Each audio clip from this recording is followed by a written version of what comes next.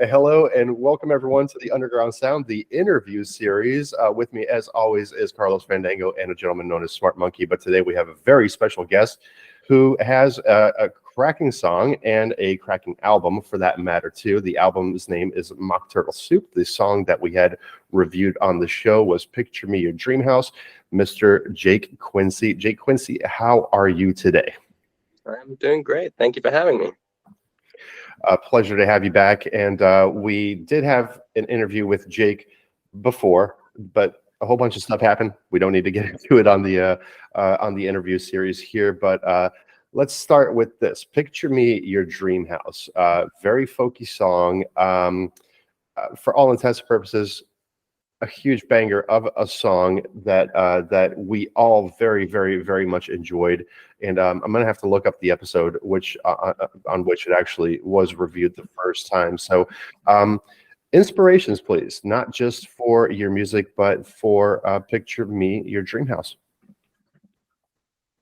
So I never really want to sit down and say I'm going to write a song, and Picture Me Your Dream House was a very nice accident in many ways. I do a lot of writing exercises just to, keep my creative brain flowing, and that's actually where Picture Me Your Dream House came from. An exercise where you come up with a title you like, Picture Me Your Dream House. You put on like a timer at like 5-10 minutes, and you write until the timer goes off, and that's where Picture Me Your Dream House came from. And it was only afterwards, when I read back over it, I thought, actually, this is pretty good, which doesn't normally happen in those exercises. And then as far as the folkiness, something that I kind of decided to do with this project, I've done stuff in rock bands before, and living in Canterbury at the time, it's hard to get a gig if you're loud, because everything's so close together, all the pubs. And we just, time and time again, noise complaint, or just got told no. And I wanted something that was going to be harder to be rejected. So I thought, let's just leave the drums out of it this time. Let's keep it really simple. Let's stick to the acoustic guitar. And it kind of just went from there. I think sometimes the less is more approach is more powerful. We've found this with some of the songs where it's just something a bit more stripped bare, and it's just the essence of the song, a vocal, guitar, and not much else. It seems to sort of have more resonance. I don't know what it is, just simply less is more, but there's something about that, isn't there? There's something in that. Yeah, I totally agree. And I listen to a lot of, music that's very similar to that. And when I'm writing, I find I'm quite a bit of a kind of sponge. What I'm listening to is what I end up writing. And if I'm listening to music around the time that I'm writing that has a lot of complexity to it, I kind of have really complex ideas that I can't really put down very easily. So when I want to be writing, I'll stick to, early Bob Dylan, Neil Young records, things like that. See, I picked up on what I felt was the influence on this one mainly was Leonard Cohen. And very specifically, about around the sort of early to mid 70s. Was that an influence at all? Because it really does have that kind of feel to it, to me. So I honestly will say I don't listen to Leonard Cohen very much. I have a lot of respect for him, but interesting thing is I was born on Leonard Cohen's birthday. So if there's something in the stars that influenced that, I don't know. Well, you never know. I mean, there's been weirder things that have happened. So let's talk about, we talked about this, and I like talking about this because I like getting it kind of like out there, because social media, right? Like, so I don't assume that your social media presence is extremely heavy. Neither is ours. I honestly think that social media has become pretty stagnant, you know, where we're really dealing with just Facebook and just YouTube and just Instagram.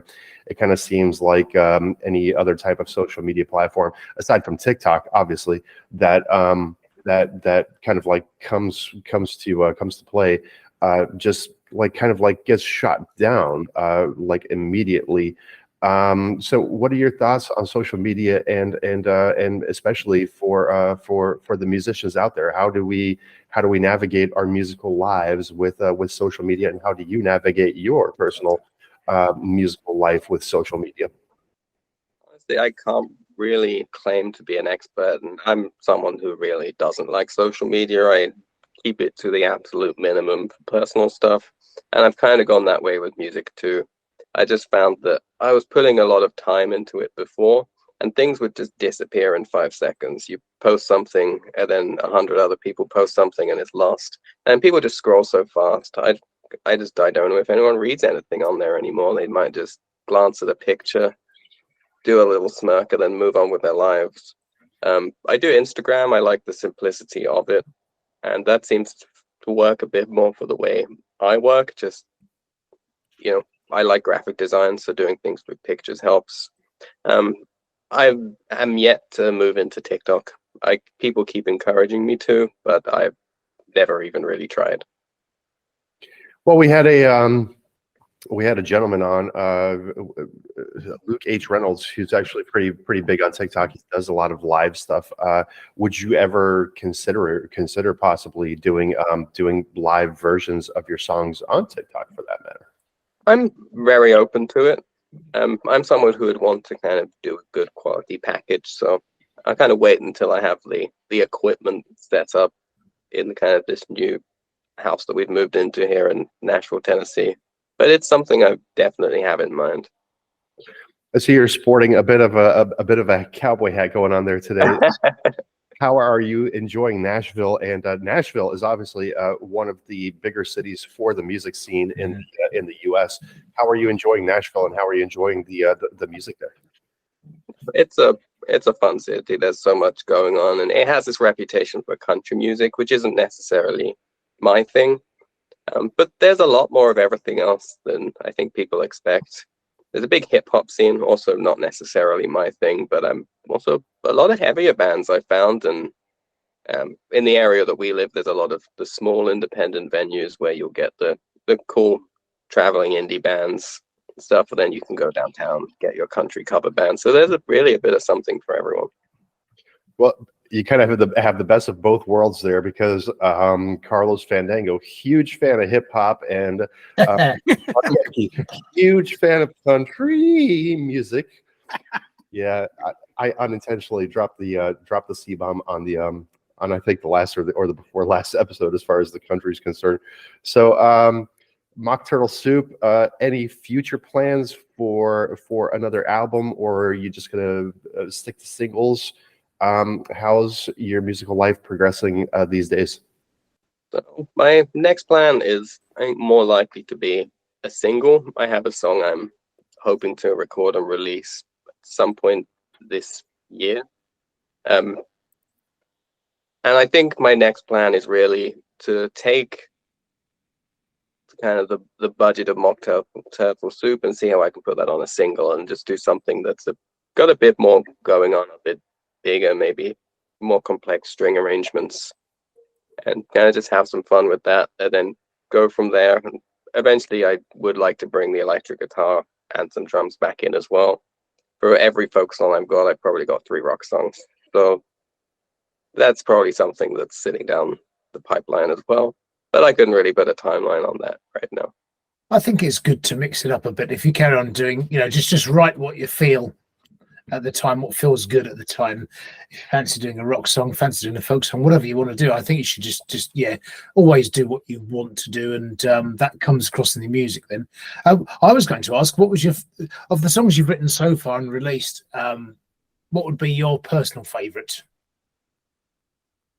I find I kind of flip-flop depending on my mood. In a way, the songs feel a little bit like my children, so I almost feel guilty picking a favorite. I would say I probably do have favorites. And they're not necessarily the favorites that other people tell me are the favorites. Like, I have a strong attachment to track 4, T-Song, and I think that's probably the one that personally resonates with me the most. And Mock Turtle Soup's the song that I play the most if I pick up a guitar. I was at an event the other day, actually, and volunteered some vocals to test some microphones out, and it was Picture Me Your Dream House I used for that as well. Nice. If you had one of the questions I had was if you had a preference, which style of sort of, or what genre of music you would rather be sort of writing. Would it be more the folk side of it, or would it be more the rock side of it? Are you finding you're doing folk because, like you say, you've got more constraints maybe around it about live venues or something, and so you find yourself having to gravitate that way? Or would you, is folk where you really like writing your music, or would you prefer to be doing a bit of rock? I enjoy doing folk, and I feel my natural singing voice suits it better, but at the same time, there's just something about the energy of rock music as well. Now, I'm a big 60s guy, a giant Bob Dylan fan, especially kind of rock and roll Bob Dylan. So, you know, that jump, that Dylan goes electric moment will always be kind of that temptation. Excellent. I like that. That's good. So Dylan's obviously one of the biggest influences. I saw him live a few years back in the sort of mid to late 90s, and he's a massive hero of mine as well, lyrically and musically. And so do you have favorite tracks? And also, you know, do the lyrics inspire you, do you find, to write in a certain sort of style? Yeah, absolutely. As far as favorite tracks, my favorite Dylan record, and probably my favorite record overall, is actually a bit of a deep cut, which is Oh Mercy from 1988. And my favorite track on that is Ring Them Bells. I just think that's a beautiful song, and the lyrics are so kind of powerful on it as well.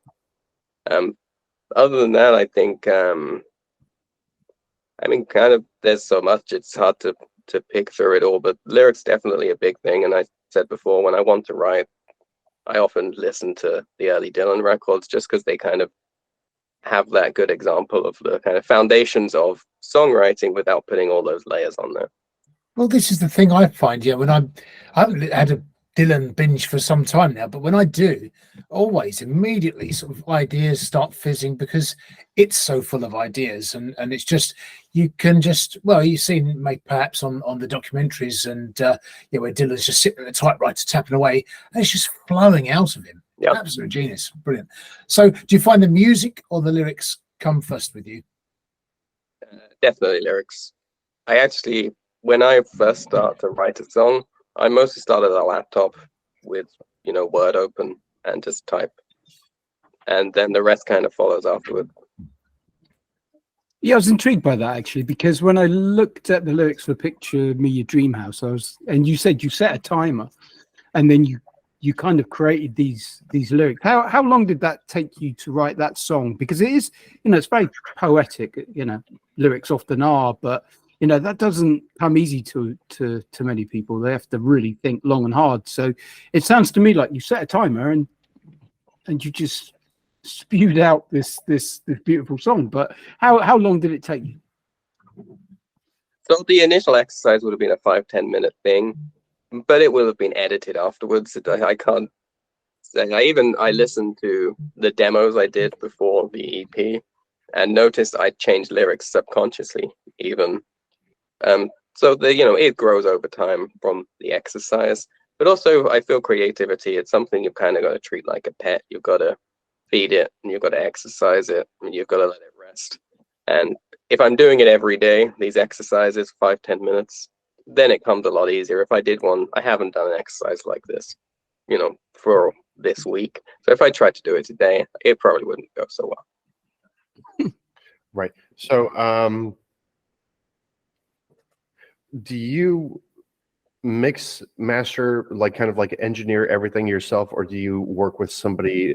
Because last time we spoke, you were in Chicago, and now you're in Nashville, obviously. But so I would imagine that you do everything yourself. But do you have somebody that kind of like does the mastering for you, or do you really just like start to finish put together the entire complexity of the songs together yourself?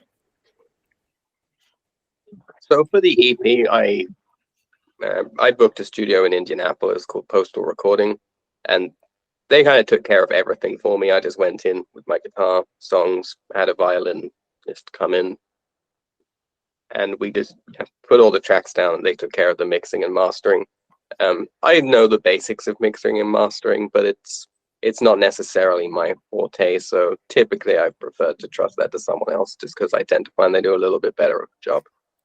So you're definitely in that case more of a performer too. So I'm assuming that you actually prefer to do live sessions as opposed to sitting and recording at home. Then yes.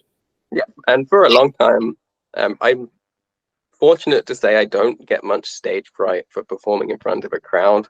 But for a long time, I got big microphone fright, and recording terrified me. I would get stressed. I would yell at myself. And it was only really going into a studio where you've got a producer who's very kind of calm and has recorded, hundreds of people before, where I actually realized that it can be quite fun. And, I'm at a point now where I look forward to doing it next time, but it took me some time to get there. Well, I think a lot of people do have stage fright. I've mentioned to Carl on many occasions that he needs to up his vocals. So I think Carl had that microphone fright for quite a while as well. And obviously, Smart Monkey doesn't sing. So, yeah, I do. Just badly is all. Oh, I didn't know that.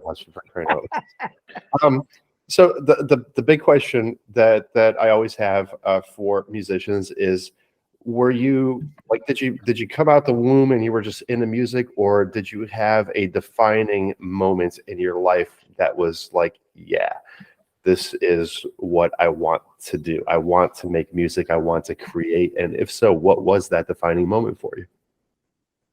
So I've always been into creative things, but I couldn't necessarily say it was music. Growing up, I was always, drawing, and that's, still the thing that I think people tell you is what I'm best at. I mentioned graphic design earlier. And then, I did a bit of theater as a child, some kind of acting, and I studied film briefly at college. But music as a teenager was the thing that really started to stand out, mainly when I was about maybe 13 years old, when I started to kind of ask my parents for a guitar. And it was actually for a few years, kind of as a teenager, I was a big metalhead. And it was when I actually heard Metallica and bands like that where I went from wanting a guitar to feel like I needed a guitar. Yeah, absolutely. Yeah, there are certain bands that will have that influence on you.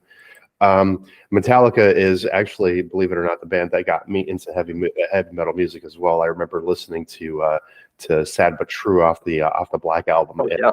Yeah, and from that point, I was really hooked, and I was kind of like, for a very long period of time in my life, I was like everything Metallica. So let me ask you. I had a list of questions. Well, I've got one, because you mentioned about the graphic design. Did you design the artwork presumably then for Mock Turtle Soup? I did, and actually, I'm really into album artwork. I think that's another thing that attracted me to the metal stuff, like Iron Maiden T-shirts. Yeah. Some of the coolest things around. Yeah, but they're I pretty would say amazing. I put as much effort into the artwork for Mock Turtle Soup as the songs. To be honest, I have a sketchbook of draft after draft after draft after draft from kind of different angles, different point of views, all on the same theme of this guy pushing the can up the hill. That's the thing that actually I think put me onto the idea of, oh, this is very Leonard Cohen in its style, because it was the artwork partially, because it was the old New Skin for the Old Ceremony album, 1974. That artwork had such a sort of similar feel about it. That's what made me think, right, maybe that's maybe it's the Cohen link thing. But so it wasn't actually that, but it was just the way the design, just happy coincidence, I would say then. So, and what would be if you had a first musical memory, what would that be? Kind of funny, but I think I remember seeing Robbie Williams on Top of the Pops when I was a child doing Let Me Entertain You and thinking that was the coolest thing. And I think that was maybe the first moment that really clicked with me. Now we're feeling really old now you've said that. And you know, I am Robbie Williams. That is my real name, is course, Robbie yeah. Williams. But there we are, spooky. Not the Robbie Williams, of course, but it's interesting though. One of the questions I was going to ask you was that association between graphic design, art, and then writing lyrics and writing songs. Do you find that you're quite a visual person when you write your songs? Are you seeing your song almost in a visual way, even though of course we know lyrics are words and music, you know, but because I always find that I'm quite visual when I create my music. I see something and I could convert it into music. Do you find the same? Yeah, definitely. Actually, track 1 on Mock Turtle Soup, What If? The opening line of the song is, you spend your final days watching the trees change outside your window. And all that came from is me waking up in the morning, looking out the window and seeing the final leaf fall off of the tree. And I actually went straight to the laptop and wrote most of the song. Yeah, I love that. I love that. Wow. I think that's a lot of the trick of things. It's a lot of the great writers will have this, and great comedians will have the knack of observance and observing everyday things and letting that inspire them. It's quite a knack, really. So do you find that's where most of the inspiration comes from? It's just something's triggered something on, you know, from you on the day. Yeah, absolutely. And I remember there was one song, and the one's never been officially released. I used to play it at a lot of the open mic nights in Canterbury. It's called Sugar in My Pocket. It's kind of a light-hearted, funny blues song, but it came from being sat opposite my dad in a restaurant, and he reaches in his pocket and realizes he has a little sachet of sugar in there. He's like, "Oh, I've got sugar in my pocket." And I thought that there's a metaphor in there for kind of looking on the bright side of life.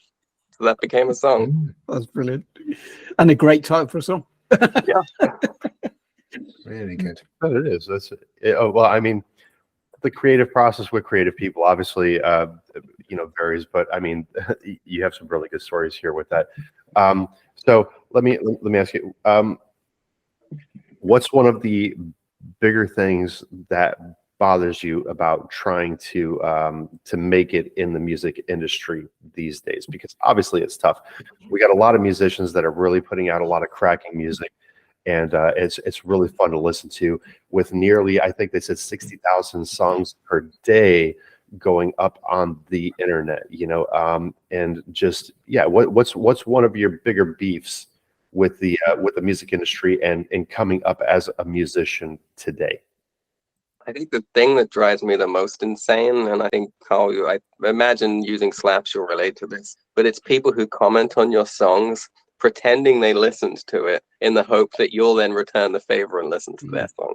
It drives me absolutely insane, and it just dominates the comment section with comments that don't make sense, like fire or just emojis of flames. But other than that, it's the high traffic. Things get lost so quickly, and when you release something, you've just got to go so fast. And it's also just constantly changing. There's always a new thing to learn, and you'll probably miss something that would have been really helpful. Well, that might be the whole TikTok aspect of everything that we're talking about, right? Because again, it's difficult to keep up with everything. For myself, that I know that editing the show, uploading it, writing the description, trying to get little blurbs to make into shorts and everything like that. It's just it's frustrating. But let me ask you this also: is what motivates you in music, but also in kind of like your everyday life? Like what's kind of like your pick me up? Your go-to to get that good feeling, right? Because life itself can be stressful. When you add music into it, trying to create music, it becomes a little bit more stressful as well. What do you find really just motivates you to keep everything going? Ultimately, I just have to do it for myself. And I really, held myself back for a long time, writing something, worried about what other people are going to think about it, or thinking, oh, this doesn't sound like this guy's song that everyone really likes, or whatever. And ultimately that held me back because I was writing from a point of being stressed or insecure. I think getting over that is a big thing, and I think that's the same just in life in general as well. How you dress, how you eat, where you go. Agreed. So you've got your own sort of kind of style you've developed, a certain look. So you do sort of stick to that look all the time. Is that kind of like a persona, or is that just you? You found your own thing that you like? This is just me. This is how I dress to go to the supermarket. I wouldn't say the hat's on every day, but I have enough patterned shirts that I could go over a week without doing laundry and not run out. That's good. That's really good. That TikTok theme, though, just coming back to that TikTok theme, it was something that I thought about when I first heard your song, and certain songs just sit and resonate well on the TikTok platform, and I think you should possibly give it a go, because it's such a beautiful song that, you know, I haven't heard the others, but you know, that song in particular, "Picture Me Your Dream House," I could imagine people using that as a song for other things in there. So even though you might not try and push yourself on TikTok, you may find your song gets good traction on there, because it has that kind of appeal to be quite a nice and a emotional song that can be used for someone else's videos, and an influencer, for example. And you know, an influencer, wow, they could just project you wham out there in no time at all. So yeah, maybe something that you should have a little bit of a look at. Yeah, and something someone told me before is they feel that song could work pretty well at the end of a film when the credits roll, and even probably on an advert for home insurance. Oh, definitely. Yeah, Yes, it's a very visual, dream-like song. Because I say it a number of times on the show, is that I very much picture songs when I listen to them. The odd thing for me is that sometimes I don't even hear the lyrics. I might hear a bit of a lyric or something, and the music might set me somewhere, and then every now and then the lyrics will make me just picture the whole thing. But in this instance, the lyrics really worked and resonated really well, and I thought these are very beautiful. They do draw a picture. So yeah, I think you're right. It could be a TV, it could be film, adverts. Yeah, I feel that plays it down a bit, if I was honest. I think it's better than that.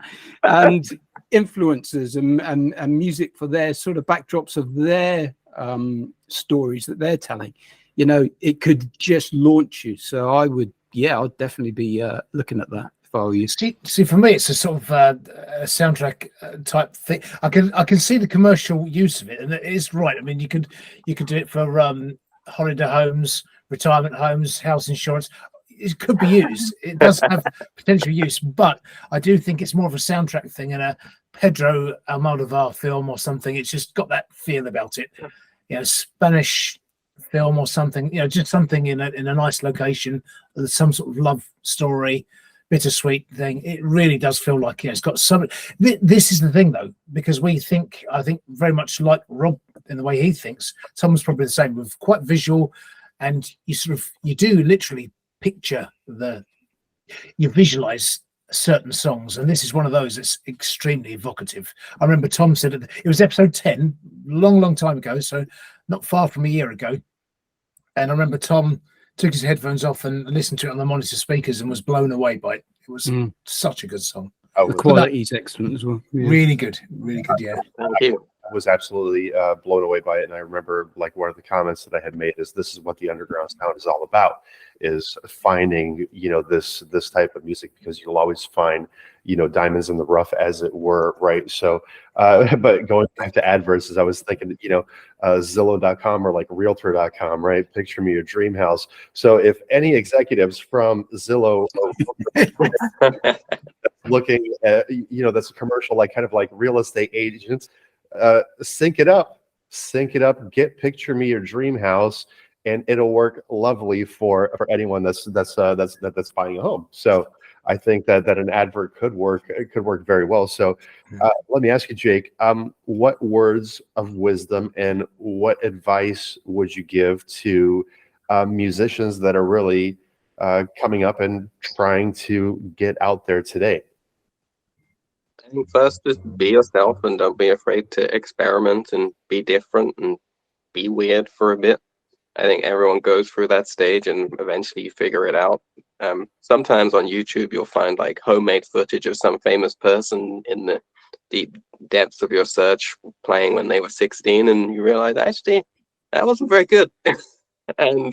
But they kept at it, and I think that's the most important thing. Don't be discouraged. Yeah, that's good advice. I like that. Yeah. No, it's easy to fall into that discouragement and kind of like get some writer's block, which I'm sure that have you ever experienced writer's block, or do you No, but now you've mentioned it, I'm sure. I'm not sure. I'm not Just don't say it. anything because I know that Jake has his exercises going on and everything like that. Have you ever fallen into that slump where you just really couldn't think of anything? And how did you get it? For sure. I even went a point where I went a couple of years without writing a new song, and it's just the mood wasn't there, but one day it just kind of woke up. But I've kind of found out, at least with these exercises, it helps to avoid it more, but it still kind of dips and dives throughout the year. Something I kind of picked up from reading about Bob Dylan, actually, that's been a useful thing is before he released Blood on the Tracks, apparently he was going through some writer's block himself, and somebody suggested he tries another art form. So he's joined a painting class in New York, and the painting teacher kind of got upset with how much blue he was using and yelled at Bob Dylan, "You're tangled up in blue." And that night he went home and wrote Tangled Up in Blue, and the first person he showed it to was that painting teacher. And that's something I've found useful. If a song isn't coming, I'll just do something else. I'll paint or draw or whatever I feel like. Wow, that is super inspirational. I like that story. So, gentlemen, any final questions to Mr. Jake Quincey here? No, all I would say is thank you very much, Jake. It's, keep the music coming. Thank you. I hope to get you back on the show in terms of playing some more of your music. So it's about September, sort of autumn time, you say? The next tracks? We'll kind of see how it goes, I guess, right now, but that's probably the most realistic time frame if I was to put one on it. Yeah, we look forward to that. Good. Yeah, I wish you the best of luck. I mean, being able to create those sort of songs in minutes, arguably, is just is a talent, and you need to keep that up. I do a similar exercise where what I do is I write a track almost every day, and that sounds absolutely impossible and crazy, but it's exactly the same concept. Every one of those tracks could potentially, I always call them seeds. I save them in a folder called seeds, and every one of those tracks could potentially grow into a proper song, but I make sure I do it regularly all the time just to keep my imagination flowing and everything working. And then one out, every now and then one will just pop up and go bam, that could be a good track, and then I create it. So yeah, just keep on doing what you're doing, because it's going to be great, because I reckon there'll be some more cracking songs that you come out with soon. So. Yes. Yeah, I did a photography class once, and the guy who taught the class was a photographer himself, and he said what people don't realize is that good photographers don't use 95% of their pictures because they're terrible. Yeah, you only need that one stunning shot, and that's all Yeah. that matters. But if you take nothing, you'll get nothing. Exactly. Yeah, I agree with you. Much so. Mr. Jake Quincey, any final words for the Underground Sound audience here? Well, thank you for having me, and if you're interested in hearing more, check out Mock Turtle Soup. It's in all the typical places: Spotify, Amazon, YouTube, and pretty much everywhere else, but I think those are the most common ones. And if you're interested in hearing more, best place to hear from me is through Instagram, and that would be at Jake Quincey Music. Alrighty, all the links will be to Jake Quincey. They will be in the video description below. I want to thank very much Jake Quincey for joining us today on this 12th day of May in the year 2023. Jake, we do obviously wish you the best of luck, and please do check back with us when you have new music going, so that way we can check it out first here on the Underground Sound. So once again, thank you very much, Mr. Jake Quincey, for Rob, for Smart Monkey, Carlos Fandango, and myself, DJ X-Tech. Thank you for joining this interview series of the Underground Sound, and here's the outro to that. Take care for now. Cheerio. Thanks, Jake. Cheers. Thank you.